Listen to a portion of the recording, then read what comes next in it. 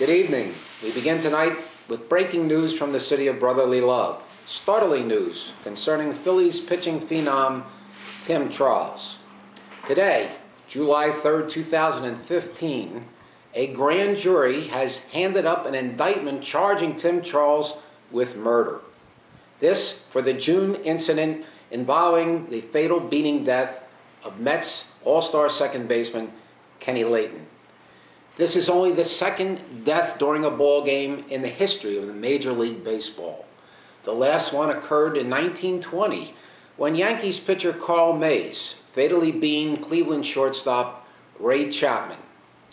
In those days, there was really no criminal investigation, and shockingly, Carl Mays did not even miss one start in the rotation. He was not suspended by the Commissioner of Baseball. But today, Tim Charles of the Phillies is not only under arrest, but he remains behind bars in a county jail. He will await a bail hearing tomorrow to determine whether he can remain free on bail pending trial or whether he must remain incarcerated. If convicted, Tim Charles faces a potential life imprisonment.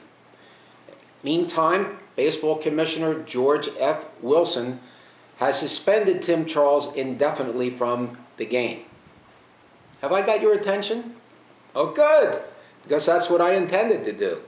If you are the least bit intrigued by this storyline, if you can find out what happens to Tim Charles and baseball by reading my novel. It's called A Pitch for Justice by Harold Castle.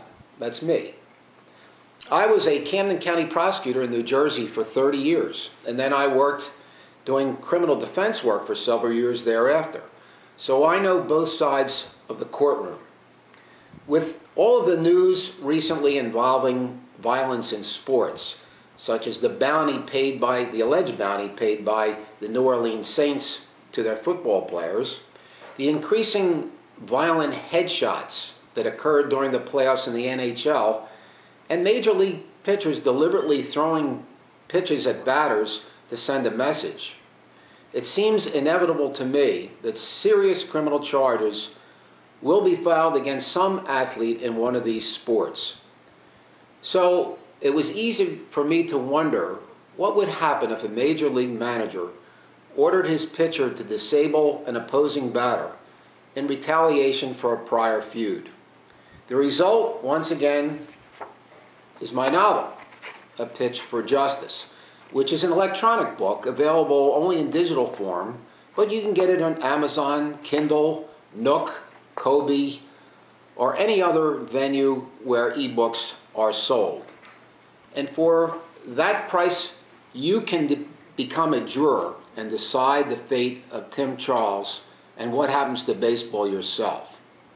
And by the way, wouldn't it be great if George Clooney and Jennifer Aniston agreed to play the lead roles in the movie premiere of my book? I think it would be great. Thank you for listening, and enjoy the book.